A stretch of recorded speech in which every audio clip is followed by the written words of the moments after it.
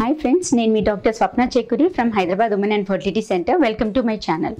So ఈ రోజు ఏంటంటే మనము కామన్లీ ఆస్క్డ్ క్వశ్చన్ అంటే లైక్ డెలివరీ తర్వాత ఏమేమి కాంప్లికేషన్స్ అవ్వచ్చు, ప్రాబ్లమ్స్ ఏవేవి ఉంటాయి అనేది తెలుసుకుందాం.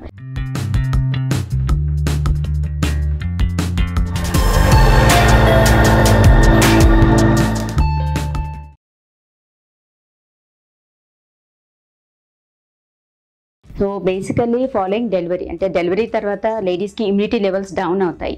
సో అలా ఇమ్యూనిటీ తక్కువ ఉండేసరికి ఏంటంటే ఫ్రీక్వెంట్గా ఇన్ఫెక్షన్స్ వచ్చే ఛాన్సెస్ చాలా కామన్గా ఉంటాయి. సో బేసికల్లీ ఇంకోటి ఏంటంటే వాటర్ ఇంటేక్, డెలివరీ తర్వాత కూడా నీళ్ళు సరిగా తీసుకోకపోవడం వల్ల యూరినరీ ఇన్ఫెక్షన్స్ చాలా కామన్.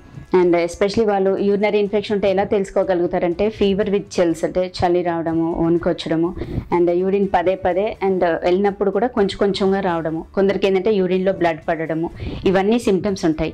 సో అందుకనే లిక్విడ్స్ కూడా అడిక్వేట్ అంటే అట్లీస్ట్ మినిమం 4 to 5 liters తీసుకోవాలని చెప్తాం. అండ్ సెకండ్ మోస్ట్ కామనెస్ట్ ఏంటంటే లైక్ బ్రెస్ట్ యాబ్సెస్, అంటే బ్రెస్ట్ ఇన్ఫెక్షన్ అయ్యే ఛాన్సెస్ కూడా ఉంటుంది. సో బేసికల్లీ ఏంటంటే మనకు పోస్ట్ డెలివరీ తర్వాత బ్రెస్ట్ మిల్క్ సెక్రీషన్ అనేది పెరుగుతుంది. సో చాలా మంది ఏంటంటే యూజువల్గా ఫస్ట్ 1 week పెయిన్ ఎక్కువగా ఉండేసరికి బ్రెస్ట్ మిల్క్ కూడా సరిగా ఇవ్వకపోయేసరికి లోపల ఇన్ఫెక్షన్ లాగా స్టార్ట్ అయ్యి అండ్ బ్రెస్ట్ టెండర్నెస్ అంటే హెవీనెస్ పెరిగి ఫస్ట్ ఆఫ్ ఆల్ అది రెడ్నెస్ లాగా స్టార్ట్ అవుతుంది. మనం అలాగే నెగ్లెక్ట్ చేస్తే ఏంటంటే లోపల ఈవెన్ యాప్సెస్ కూడా ఫామ్ అయ్యే ఛాన్సెస్ ఉంటుంది. ఫస్ట్ అక్యూట్ మాస్టైటిస్ లాగా, అంటే మనకు పాలు ఉత్పత్తి అయ్యే గ్రంథులు వాపు వస్తుంది. ఆ వాపు అది మనం అలా నెగ్లెక్ట్ చేస్తే అందులో ఇన్ఫెక్షన్ స్టార్ట్ అయ్యి అది కాస్త యాప్సెస్ లాగా ఫామ్ అవుతుంది. యాప్సెస్ అంటే చీము, అంటే పాలగడ్డలు కాస్త చీము గడ్డల్లాగా ఏర్పడతాయి. సో అలా ఉన్నప్పుడు కూడా ఫీవర్ విత్ చిల్స్ ఇవన్నీ కూడా సిమ్టమ్స్ ఉంటాయి. అండ్ థర్డ్ మోస్ట్ ఏంటంటే లైక్ పెరినియల్ ఇన్ఫెక్షన్స్. సో యూజువల్గా ఏంటంటే డెలివరీ తర్వాత బ్లీడింగ్ యూజువల్గా 1.5 to 2 months వరకు కంటిన్యూ అవుతుంది. సో అందులో ఏంటంటే కలర్ చేంజెస్ అవుతాయి. ఇనీషియల్గా రెడ్ డిశ్చార్జ్ ఉంటుంది, దాని తర్వాత బ్రౌనిష్ డిశ్చార్జ్, దాని తర్వాత blood mixed discharge, and later on white colour discharge లాగా వస్తుంది. సో ఈ యూజువల్గా యూట్రైన్ ఇన్ఫెక్షన్స్ అట్లా ఉన్న వాళ్ళకి ఏంటంటే ఈ డిశ్చార్జ్ అనేది బ్యాడ్ స్మెల్ రావడము అండ్ ఇచ్చింగ్ రావడము ఇవన్నీ ఉంటాయి. అలా ఉన్నప్పుడు కూడా మీరు డాక్టర్ని సంప్రదించాలి. అండ్ అలా పెల్విక్ ఇన్ఫెక్షన్స్ ఉన్నప్పుడు కూడా మనకు యూట్రస్ ఇన్వల్యూషన్, అంటే గర్భసంచి day by day inch by inch తగ్గుతూ వస్తుంది సైజు.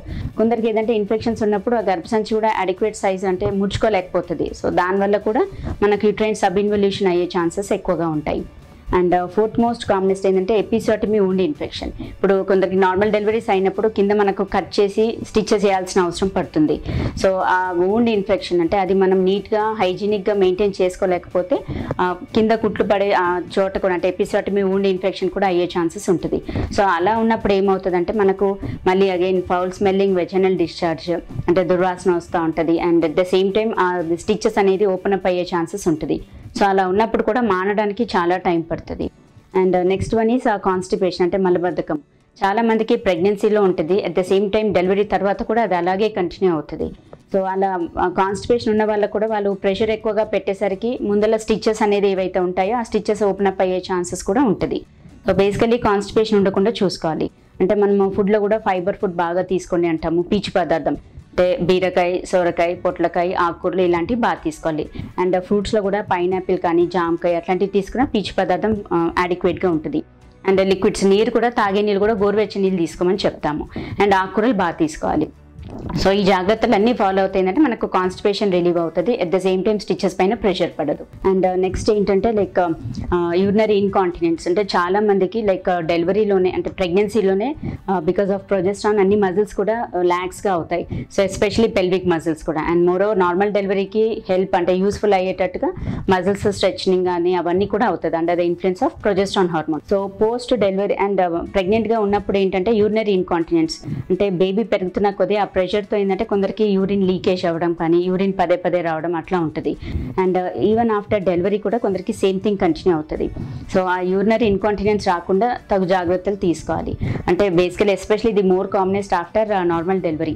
చాలా మంది లేబర్ పెయిన్స్లో చాలా అంటే like 24 to 48 hours prolonged labour అయినప్పుడు, లేదు బిగ్ బేబీ ఉన్నప్పుడు, అండ్ మజిల్స్ ఎక్కువగా స్ట్రెచ్ అయినప్పుడు, and when they start pushing అంటే డెలివరీ టైంలో ఎక్కువగా ముక్కమని చెప్తాం, అంటే ప్రెషర్ పెట్టమని చెప్తాము. బట్ అది కాస్త ఏమవుతుందంటే మనకు పెల్విక్ మజిల్స్ వీక్నెస్ వల్ల కూడా యూరినరీ ఇన్కాంటినెన్స్ అనేది అలాగే కంటిన్యూ అయ్యే ఛాన్సెస్ ఉంటుంది. ఈ వీడియో మీకు ఇన్ఫర్మేటివ్ అయినట్లయితే, నచ్చినట్లయితే please like and subscribe to my channel, and please share with your friends and family members. Thank you.